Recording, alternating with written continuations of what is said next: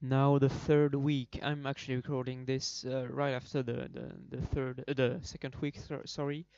So the third week, I've also made quite a lot of progress. Let's see first of all what was the second week. We had um, the basic world generation, even though it was still flawed, and a basic GUI. So now the third week we have um, oh yeah.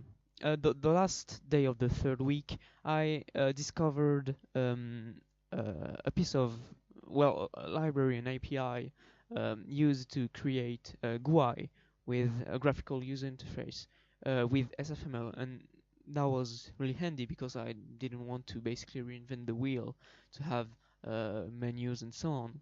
So this is the settings on the launcher. We can set up the full screen, the resolution, the anti-aliasing, the UI scaling just to multiply it to make it fit the resolution, and also the sound and music volume. Even though they are not, I mean, if I just restart this, it's gonna be, yeah, reset it, and it doesn't actually do anything. It's just a drop down menu. Anyway, this was just done the last day of the week. Anyway, if we hit play, we can see here that, well, the issue with the world generation has been fixed. I also switched to libnoise library instead of some basic Perlin noise, which was quite easier to work with. So we can now see the quite pretty um, continents and so on. Also, I've made it such that the sides are always water, which sometimes just give us a straight edge on the sides, which I will have to fix at some point. Also, the zoom out is locked to only um, show the the map. So here we have the basic height map. This GUI hasn't changed, by the way.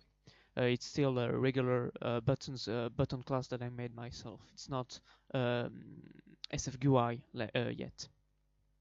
Anyway, so we have the basic continent.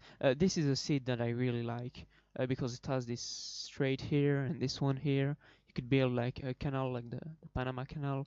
That's interesting. There was also another continent that could be like, this could be the equivalent of Eurasia, and this could be like the new continent.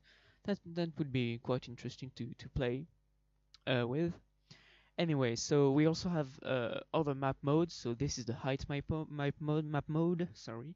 If I press J, now we have quite a different map mode. This one basically shows the land masses.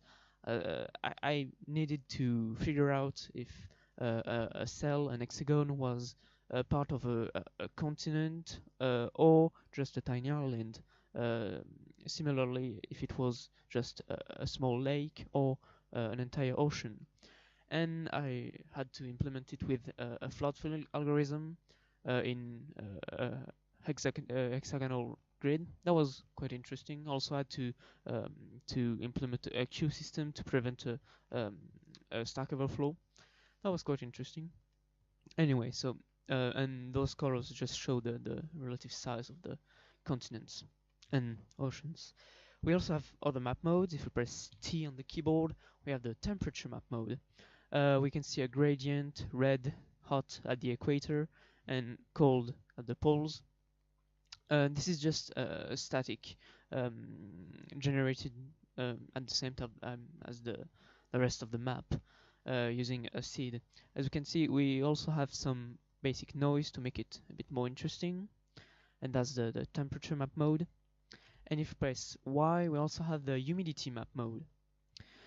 Um, Basically, if it's only generated for the water, for where there is water, and if the temperature is high, then there will be a high humidity, and at the poles there is, well, for now it's just water, but then it would be ice, and it would be not as wet as the equator.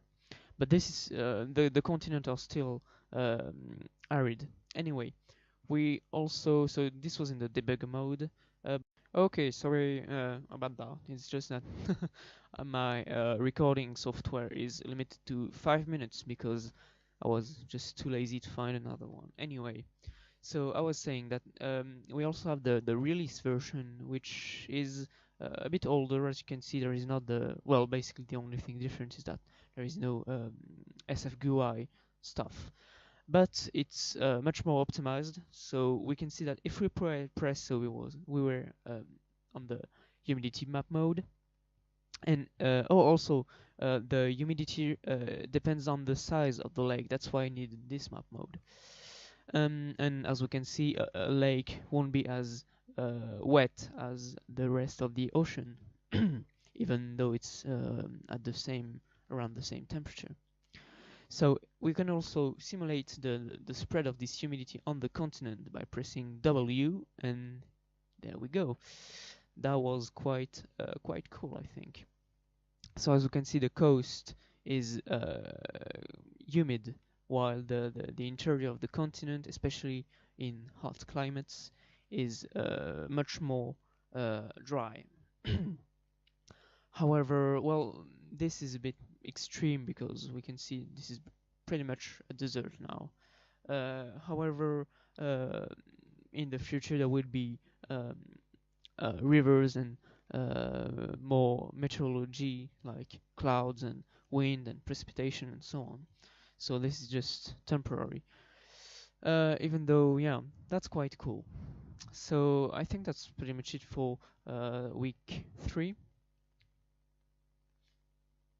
Oh yeah, something else I almost forgot. Not that important, but um, can also click, and it registers the click in the world map, even though it's a bit flawed. I mean, I just um, didn't implement a system to check whether the cursor was inside of an hexagon. It just checks whether it's near the center of an hexagon. It draws like a circle. However, this works fine sometimes, but as you can see here, I'm clicking, it doesn't register. I have to be um, quite in the middle, and sometimes it even registers the one on the side, as you can see here. Yeah, there. But I mean, it works for now. I'll improve this system later.